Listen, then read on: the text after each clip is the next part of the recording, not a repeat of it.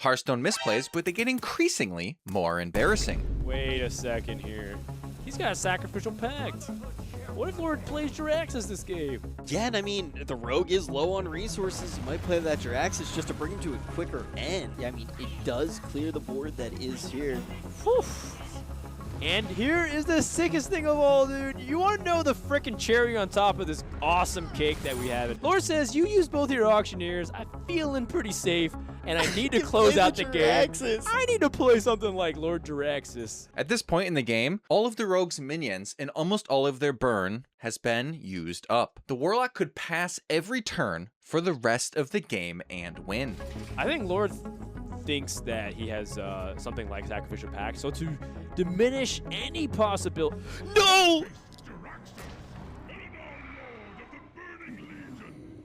I guess he didn't know. Lord Jiraxis is going to be coming down, and this is going to close out the series. Loosefield is going to be able to take it with the Sacrificial Pact. Jesus Christ.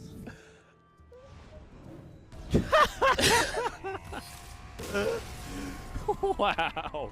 Lord plays Lord Jiraxis. In this video, we're taking a look back at high-stakes Hearthstone misplays that get increasingly more embarrassing. For each, I'll explain the context for your viewing pleasure. And to be super clear, this is for entertainment, not to judge. I've made far worse plays than all of these, as has everyone who's being honest. Sacrificial Pact now in the wings. Not usually the threat you're worried about. Ultimately, it's reasonable to not think of Sacrificial Pact. It was randomly generated, not at all guaranteed, but it is one of those situations where players have now trained themselves to think about what this card that's been sitting unusable in the opponent's hand for the entire game could be. It was the only variable left in the game, the only thing to consider, and unfortunately, no matter how unlikely, Lord has fallen victim here to being a man of culture who simply cannot resist the Chad that is Lord J. In our second clip, we're starting out in the grand finals of Seat Story Cup VI, a fancy way of saying 6. We have a Pirate Miracle Rogue being played by Orange against a Handlock being played by Show. The score is currently 3-1, so if Orange wins this game, he will be the tournament's champion. A costly mistake from Show would cost him everything. Show's gonna walk away with game number 5. What? What? That was... What? What? That was... What?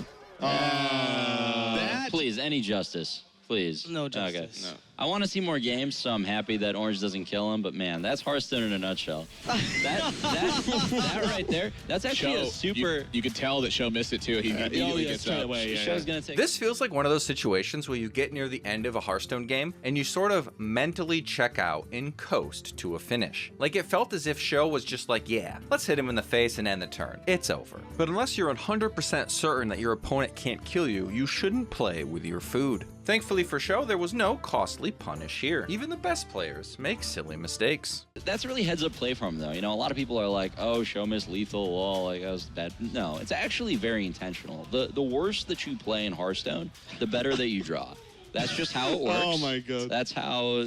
For just a moment, I thought, okay, you know, Reynard's got something. And then I realized what you were saying. I was like, oh god. That's how the Blizzard karmic gods work, right? So for just a second, I trusted you, by making a play that's so blatantly wrong, he has now ensured that his draws for the rest of the games will be absurd. Every opening hand, at least by turn 4 or 6, Kazakus, Reno, it's going to be a stomp, and I don't know if Orange has a chance anymore. Is this something you do and explains some plays you make in tournaments? Well, in tournaments, man. Now, in tournaments, I play well. That's why I never win. Oh, okay. That's so good. Yeah. Oh, man. Our next moment comes to us from 2017. We have Super JJ and Show competing in a match of Ungoro Hearthstone in the SLI League Hearthstone Star Series, a joint competition between players from Europe, CIS, NA, and China. Tied 2-2 in the series, these gamers are here trying to prove they're the best in the world on a global stage. Whilst trying to get out of the group stage, Super JJ encounters an interaction it seems he's never seen before. So there's a lot of taunt lineups coming up. Oh, look at that! He's lacking Show options. is going. Show went for the anti-devolve tech. Oh my god! That is devolve that, baby. Can't really do that. Can't touch this. Dun, dun, dun, dun. Can't touch this. Can Oh, default it. Oh my No, god! and no! Jay- No! Oh, you did it! Oh. This is the story of the event. Oh, good game, JJ. We're done here.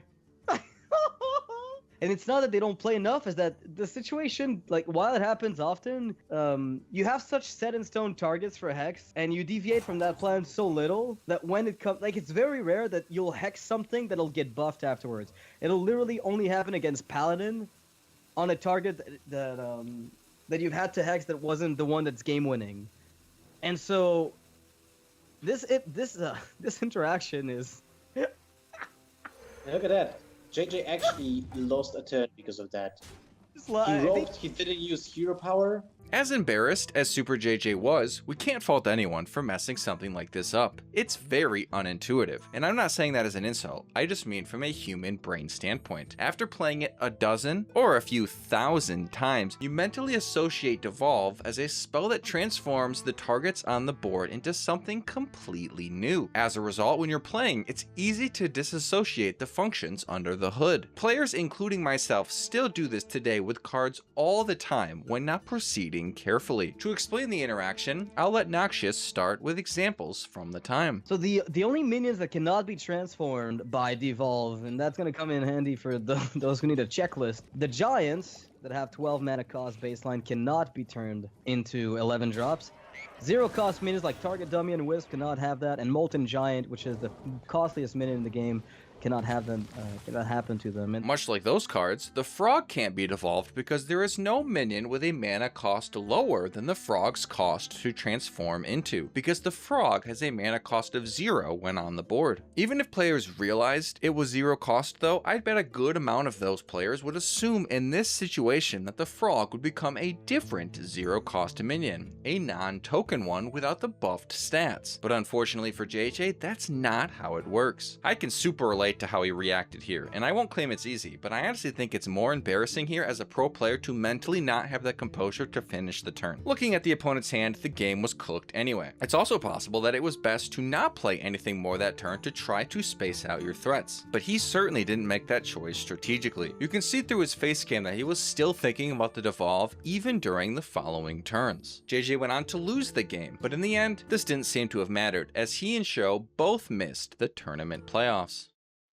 This next clip comes from Seat Story Cup 2015, a tournament featuring 32 contestants where players would have to play in 2 group stages. The first narrowing down 32 to 16, and the second narrowing down 16 to an 8-player tournament playoff bracket. After successfully making it out of both group stages, Ignite and Ostaka would face off in the playoffs quarterfinals, aka the first round. Interestingly, of the 32 players for this tournament, 29 were invited, and 3 qualified. Ignite and Ostaka are both qualified players, so it can be stated that both are as much of a seasoned pro as you could be by this point, and are both eyeing a tournament win. In a tight match, every game matters. Every decision matters, and when you have a win all but locked up, the last thing you want to do is give it away. 5, 10, 14, 19 points of 21 points of damage. I would be so happy picking up this win as Priest. Oh my god. Well, what? He's hesitating. Is he not seeing what? it? It's like It's possible. It's very obvious lethal. Yeah. If you played Priest like for more than 20 games. Yeah. I always run into this situation with 2 Lothubs on the board too. Yeah, as rogue. Duh. Yeah. What? There we go. He's got it. It's like I got the zombie chow, I got the circle, I got the Auhelai. I can do this. Alright. Ostaka is very dead. Maybe he was eating like another slice of pizza before he killed his opponent. Maybe he was thinking about What? not using a card to, you know, not show something. What happened? Oh my god! Oh, the spell power! The spell power of the Death Lord! Oh my god. The spell power of the Death Lord! Oh my god. I totally Nobody forgot saw about that! that too. Nobody saw that! Like nobody. This We didn't is see it, he didn't see it. insane. And oh my God, that is the worst mistake. Oh, no Nobody way. saw that. Yeah, nobody saw that. Do you know Nobody. that this is a possible comeback right now? Yeah, we know. This is a really, really possible thing. Ignite is sick with himself right now. In Ignite's mind, and the caster's mind for what it's worth, he thought that the Auchenai would survive the Circle of Healing, which would result in Zombie Chow's Death Rattle hurting the opponent for 5 instead of healing them for 5. But due to the spell power on the Death Lord from a previously applied Valence Chosen, the Circle of Healing when played, combined again with the Auchenai effect, dealt 5 damage instead of 4, which killed the Auchenai and the Zombie Chow, meaning that when the Zombie Chow's Death Rattle went off, it healed for 5 instead of damaging. The caster said it was an obvious lethal if you'd played 20 games with Priest, but unfortunately, none of them played enough games with Priest to run into that situation with spell power before. Following the misplay, Ostaka would swing the board in his favor, and Ignite, now both mentally and digitally defeated, would concede. Here's what actually would have Not happened. that Tosis, but we would have done it. You two would have done that. I would have missed lethal and then killed him the next turn. No way. He actually just gave up. Oh my God! How does it like the tilt affect? is real. Yeah, how does it affect Well, now his? that's like, the most tilted thing ever, right? Because he didn't actually have to leave the game right Yeah. there. He could have still tried Yeah, at least. yeah. That's the. He is devastated. He's devastated though. for that misplay. He's Ignite not. is looking for a tournament win too. He's like not here, not today. It's his chance. Yeah. You know, he's like a player who's trying for so long. You know. Yeah. Ostaka went on to win this match 4 games to 3 and later secured $4,000 by making it to the grand finals and finishing as the runner-up. Up next, we have world champion Pavel versus Roger, 2 titans of the competitive scene competing in the Hearthstone All-Star Invitational in 2017. And in this particular game, we have a Raza Priest mirror. The goal for both players is to equip themselves with a 0-mana Shadow Reaper Anduin hero power so they can machine gun down their opponent. To change their hero power, they must first play Shadow Reaper Anduin, and to make their hero power 0, they must play Raza the Chained, which says, Battlecry, if your deck has no duplicates, your hero power costs 0 this game. The part about having no duplicates in your deck is an important thing to keep in mind, as the card has no function if that precondition is not met. Now it's Pavel's turn to try and work out what on earth to do with this hand. It's a tough one. Something like Anduin coming down now feels like you could go for it because of the fact that there's no auctioneer on board that you have to kill off.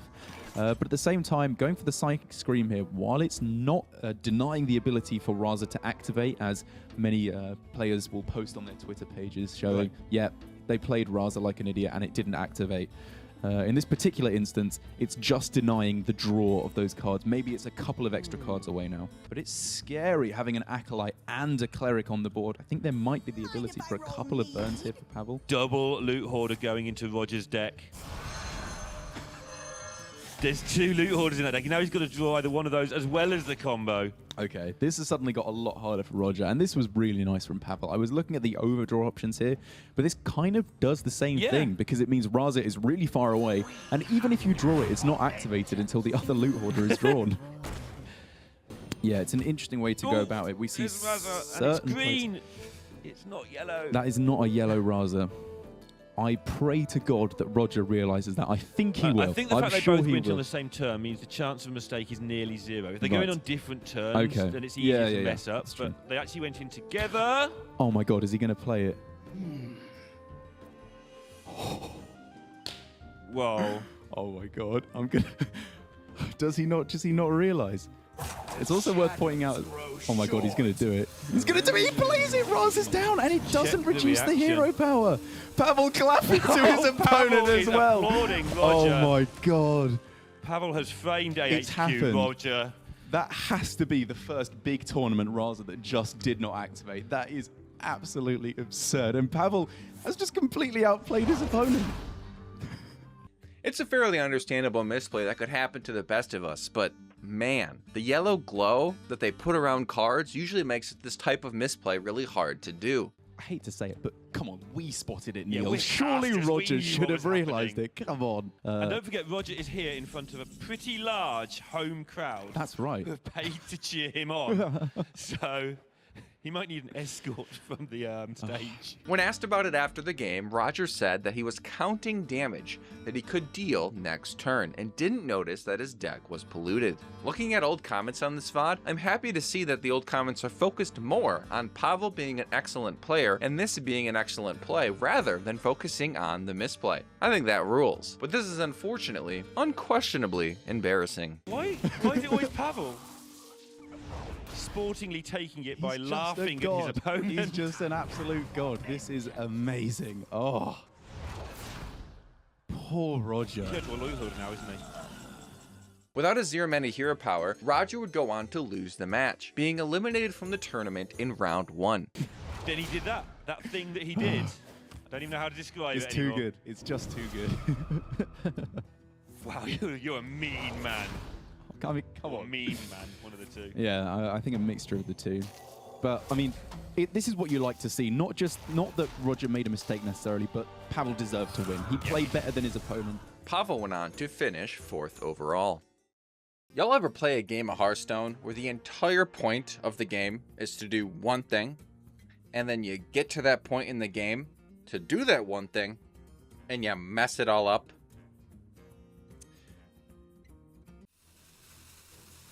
Oh, he drew the second one. Well, that was nice. He gets the secret. Nice. Oh, hang on. Is he going to overdraw the secret? Arcane Giant. Wait, does he get the secret? Or is Please, he time full? 6. No, feeling messed up. Oh His hand was my full. He burned the God. secret. Oops. Oh my god.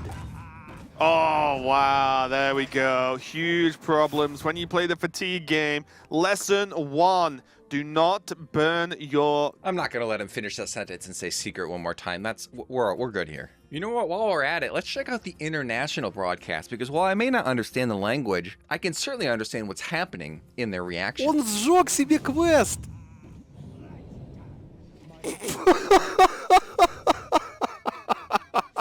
Без комментариев. Misplaying is one thing. Tilting when you lose or throw a game, that's one thing. But throwing a game when you're competing in a team competition representing your country, that is truly unfortunate. That hits like 1,000 bricks. Anyone who's played a team sport knows that that hurts so much more than it would solo. The optimistic outlook is that it looks like he's talking in the clip, so perhaps the whole team is at fault. But man, if that's not the case, imagine a world where his teammates roll up to him and say, "Oh, you lost? Oh no, you must have gotten so unlucky." And then you just have to look them in the eye and tell them that you royally biffed it. Truly tragic. It's particularly tough to watch also because he played the 3rd out of 4 Cold Light and the 4th out of 4th Cold Light the same turn. So he knew it drew 2 cards, he knew how many cards he had, and he just completely overlooked that entirely.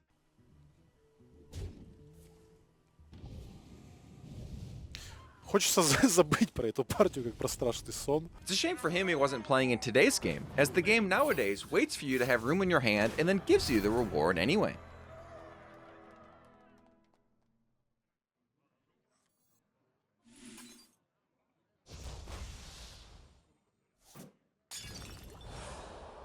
Up next, we go to the Hearthstone Malaysia Major. We join into NV versus Naviute. To start the best of 5, NV went down 0-2, and to win would have to reverse sweep. He manages to win game 3 to keep his chances alive, where we join in to a handlock mirror. NV faces down a Rag at low life without lethal in hand, but his opponent doesn't know his hand. And he stands in it. Oh, okay. Kills Bran. Okay. All right, and how much damage is that? It's enough. Yep, with the 5 from the mind control. It's 15. Wait, no. 18. Oh. Oh, hang on. Was it enough? That wasn't lethal, no. 15, so it was 18, and what was he on? 21? Yeah. Oh. That was not lethal. That was 14 from hand and 5 on the board. That was 19 damage. Oh, he's laughing to himself. And V's like, got him. The threat concede going out there for Na'Vi. Wow, MV is actually just giggling to himself because he's like, I didn't even. He thought he had faceless. He thought he had faceless. 100%. No, I think he was going to Shadow Flame. All right, this is a lesson to everybody out there in the crowd and at home.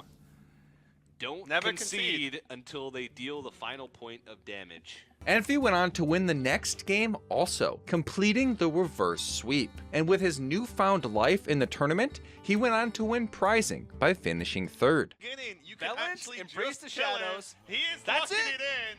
And Navi, you cannot believe it. And there is a smile afterwards. The only time this will be played, Spells Aiming Fates, is when your opponent takes you down. And this is frankly a huge amount of damage. And that's there we 3 go. over lethal. He pieced together the combo and Wow. won. And now, I mean, I want to know what would happen if Navi hadn't conceded in the last Reno game. Yeah. Naviut's tweets in response to this moment are unfortunately hidden behind his now protected Twitter account, but the moment is exactly what it looks like. He played around a ghost combo. Envy dropped Leroy in Power Overwhelming with so much confidence that Naviut's brain completely filled in the blanks and assumed that the faceless manipulator was already a given. While I can't access those tweets, his opponent Envy commented about the moment in a video interview. My greatest achievement has definitely been taking third place in the Malaysia Majors. So I was actually down 0-2 against Navi, so I was on my tournament lifeline. It was actually quite stressful at that point in time.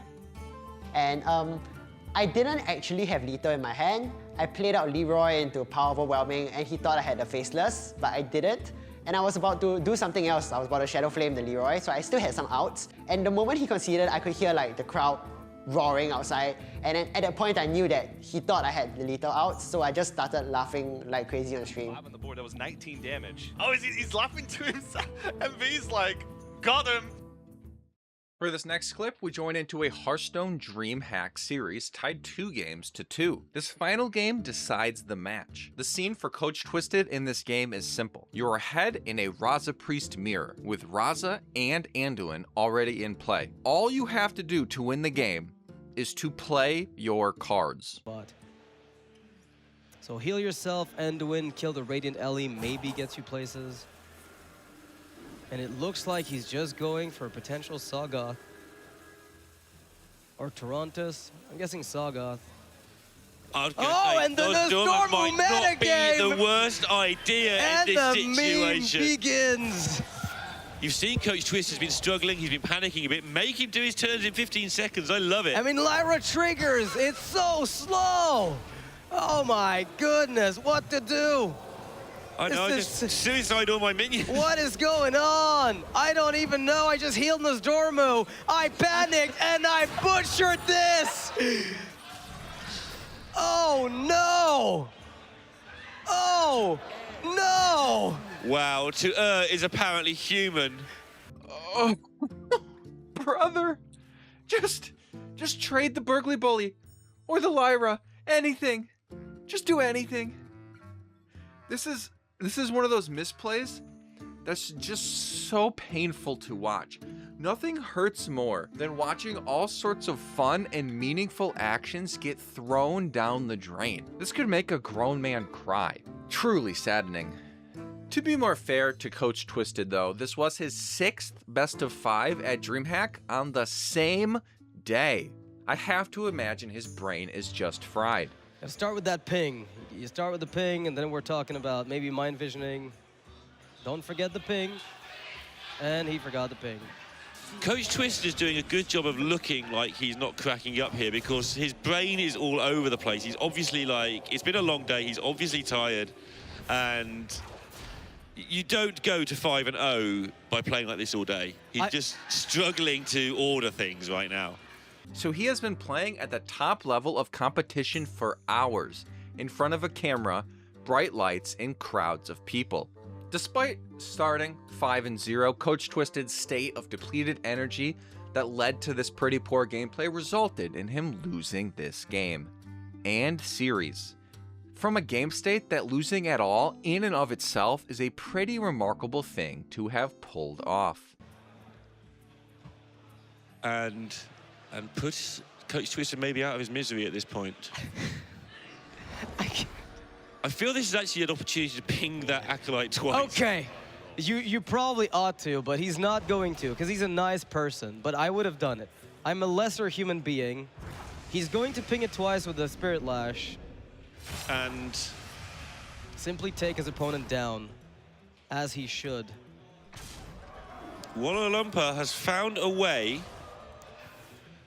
to take control of that game and win it. Coach Twisted would go on to finish outside of the top 8. If you enjoyed that video, be sure to subscribe and let me know down in the comments. And as always, I'll see you in the next one.